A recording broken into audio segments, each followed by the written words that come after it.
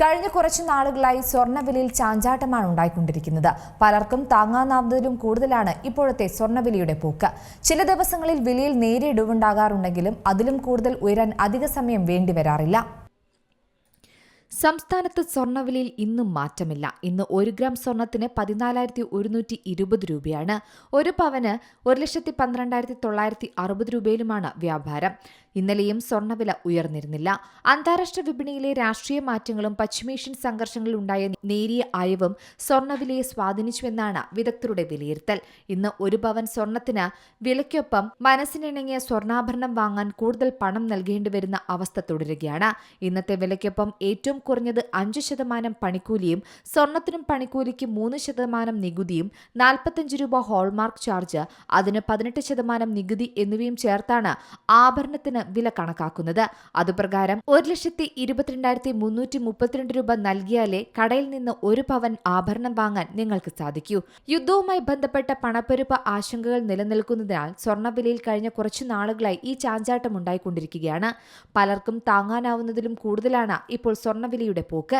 ചില ദിവസങ്ങളിൽ വലിയ ഇടിവ് ഉണ്ടാകാറുണ്ട്. പക്ഷേ അതിന് അത്ര ആശ്വസിക്കാൻ സമയമില്ല. കാരണം അതിൽ കൂടുതൽ ഉയരാൻ അധിക സമയം വേണ്ട സ്വർണത്തിന്. ആഗോള സ്വർണ്ണവില വർധനവ് ദക്ഷിണേഷ്യയിലെ സാധാരണക്കാരുടെയും മധ്യവർഗത്തിന്റെയും ഒക്കെ വിവാഹ പദ്ധതികളെയാണ് ഇപ്പോൾ മാറ്റിമറിക്കുന്നത്. വലിയ ആഭരണങ്ങൾ വാങ്ങിയിരുന്ന സ്ഥലത്ത് ഇപ്പോൾ അതിനു ബദലായി വില കുറഞ്ഞ വഴികൾ തേടുകയാണ് ഉപഭോക്താക്കൾ.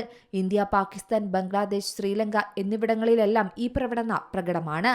അതിനിടയിൽ ആശ്വാസമായി മിഡിൽ ഈസ്റ്റിലെ വെടിനിർത്തൽ സമാധാന ചർച്ചകളിലെ അനിശ്ചിതത്വങ്ങൾക്കിടെ സ്വർണം അടുത്തയാഴ്ചയെങ്കിലും താഴ്ന്ന പരിധിയിലേക്ക് എത്താമെന്നാണ് പറയുന്നത്. 50,000 രൂപ, 80,000 രൂപയെന്നൊക്കെ ഉപഭോക്താക്കൾ ആഗ്രഹിക്കുന്ന ഒരു തുകയാണ്. എന്നാൽ അതിന് കുറച്ച് സമയമെടുക്കുമെന്ന് തന്നെയാണ് വിപണി വിദഗ്ധർ പറയുന്നത്. 2007 കാലഘട്ടത്തിൽ പവന് 10,000 രൂപയുണ്ടായിരുന്ന സ്വർണത്തിന് ഇപ്പോൾ സ്വപ്നം കാണാത്തത്ര ഉയരത്തിലാണ് സ്വർണ്ണവില എത്തി നിൽക്കുന്നത്. രാജ്യാന്തര വിപണിയിലെ ചലനങ്ങൾക്കനുസരിച്ചാണ് രാജ്യത്തും സ്വർണ്ണവില നിശ്ചയിക്കപ്പെടുന്നത്. ഡോളർ രൂപ വിനിമയ നിരക്ക്, ഇറക്കുമതി തീരുവ എന്നിവയും സ്വർണ്ണവിലയെ സ്വാധീനിക്കുന്ന ഘടകങ്ങളിൽ മറ്റൊന്നാണ്. നിലവിൽ ലോകത്തെ ഏറ്റവും വലിയ സ്വർണ്ണ ഉപഭോക്താക്കളാണ് ഇന്ത്യ. ഓരോ വർഷവും ടൺ കണക്കിന് സ്വർണം രാജ്യത്തേക്ക് ഇറക്കുമതി ചെയ്യപ്പെടുന്നുണ്ട്. എന്തായാലും ഇന്ത്യയിലെ സ്വർണം വെള്ളി വിപണികൾ സാക്ഷ്യം വഹിച്ചത് ഏപ്രിലെ ഏറ്റവും മോശം ആഴ്ചകളിലൊന്നാണ് കടന്നുപോയത്.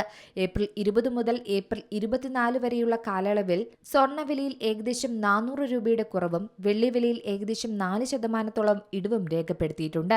News desk Zee Malayalam news. ഏറ്റവും പുതിയ വാർത്തകളും വിശേഷങ്ങളും വിരൽത്തുമ്പിലറിയാൻ സീ മലയാളം ന്യൂസ് എല്ലാ ഡിജിറ്റൽ പ്ലാറ്റ്ഫോമുകളിലും ലഭ്യം.